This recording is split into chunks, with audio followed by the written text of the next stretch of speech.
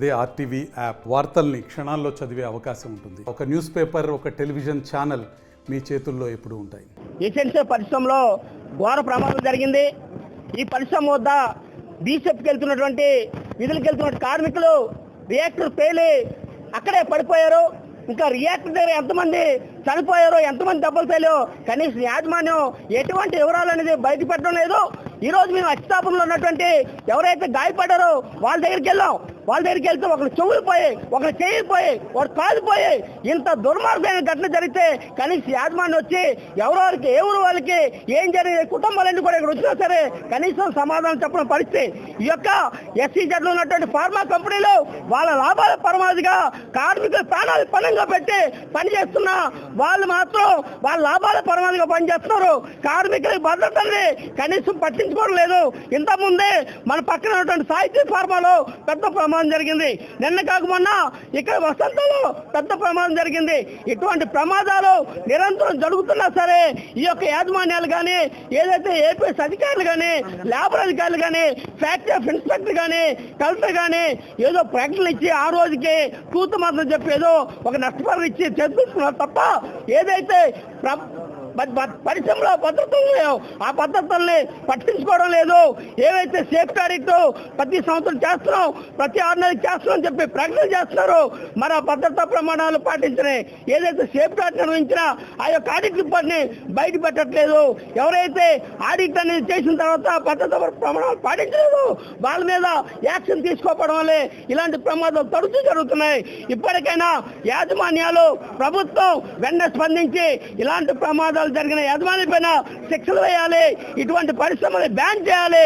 అప్పుడే ఈ ప్రాంతంలో ఉన్నటువంటి భూములు కోల్పోయినటువంటి నిర్వాసితులు ఎక్కువ మంది ఈ పక్కనే ఉన్నారు. పక్కన లాలంకోడలు కానీ, ఎస్టేట్ కాలనీ కానీ, పూడుమలకు కానీ బిక్కుమంటే బతున్నారు. ఈ వాసనలు తట్టుకోలేక ఎట్టెళ్ళిపోవడం లేని పరిస్థితి. ఈరోజు లాలంకోడ మొత్తం ఊరంతా ఖాళీ అయిపోయింది. రాబోయే కాలం ఎస్టేట్ కాలనీ కూడా పూర్తిగా పాడైపోయి పడుతుంది. కాబట్టి యాజమాన్యం ఇటువంటి చర్యలు పునరావృతం కాకుండా యాజమాన్యం ప్రభుత్వాన్ని చర్యలు తీసుకొని ఏదైతే ఘటన జరిగిందో వాళ్ళ మీద ఎన్ని యాక్షన్ తీసుకోవాలని చెప్పి మీ సిఐటిగా డిమాండ్ చేస్తున్నాం. మేము ఈ సందర్భంగా ఈ రాష్ట్ర ప్రభుత్వాన్ని డిమాండ్ చేస్తున్నాం. సమగ్రమైన విచారణ చేయండి.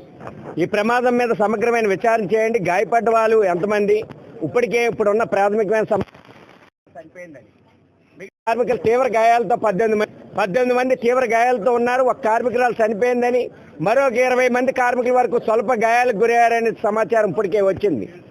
భద్రత ఆడిట్ నిర్వహించడం లేదు. ఈ పరిశ్రమల్లో కూతవేట దూరంలో ఉన్నటువంటి గ్రామాలు ఉక్కిరిబిక్కిరి అవుతున్నాయి. ఈ కాలుష్య కోరల్లో అల్లాడుతున్నారు. ఆ గ్రామాల్లో ఉన్నటువంటి ప్రజలు అరిచేతిలో ప్రాణాలు పెట్టుకొని బిక్కుమంటున్నారు. మరోవైపు ఇందులో పనిచేస్తున్న కార్మికులు అరిచేతిలో ప్రాణాలు పెట్టుకొని విధులు నిర్వహిస్తున్నారు. భద్రతా ఆడిట్ ఎందుకు నిర్వహించడం లేదు? డెవలప్మెంట్ కమిషనర్ పూర్తిగా యాజమాన్యాలకు అడుగులకు మడుగులెత్తుతున్నారు. పరిశ్రమల అభివృద్ధి తప్ప కార్మికుల యొక్క రక్షణ, భద్రత, సంక్షేమం పూర్తిగా యాజమాన్యాలు గాలికి వదిలేస్తున్నా ఎందుకు ప్రభుత్వాలు మొద్దు నిద్రలో ఉన్నాయి? ఎందుకు వరుస ప్రమాదాలు జరుగుతున్నాయి? ఈ పరిశ్రమల మీద ఆడిట్ నిర్వహించరు. అందుకని గాయపడ్డ కార్మికులకు మెరుగైన వైద్యం అందించాలా. అలాగే చనిపోతే కార్మికులు ఎవరైనా దానికి రాష్ట్ర ప్రభుత్వం, పరిశ్రమ యాజమాన్యమే బాధ్యత వహించాలా. ఆ చనిపోయిన కార్మికులకు ప్రతి ఒక్కరికి ₹1 కోటి పరిహారం చెల్లించాలా. సిఐటియు డిమాండ్ చేస్తూ ఉంది. ఇప్పటికే ఆ రకమైనటువంటి పరిహారాలు ఇచ్చినటువంటి దాఖలాలు ఉన్నాయి. ఇంత కాలుష్యానికి కారణమైంది ఈ పరిశ్రమ. ఇప్పటికే ఇంకా కాలుష్యం వెదజల్లబడుతూ ఉంది. నేషనల్ గ్రీన్ ట్రిబ్యునల్లో కూడా ఈ పరిశ్రమ మీద సిఐటియు ఫిర్యాదు చేయబోతుంది అనేటువంటిది ఈ సందర్భంగా మేము తెలియజేస్తా ఉన్నాం. మరిన్ని వీడియోస్ కోసం ఛానల్ ని సబ్స్క్రైబ్ చేయండి. లేటెస్ట్ అప్డేట్స్ కోసం వాట్సాప్ ఛానల్ ని ఫాలో చేయండి. అండ్ లింక్ డిస్క్రిప్షన్ లో ఉంది.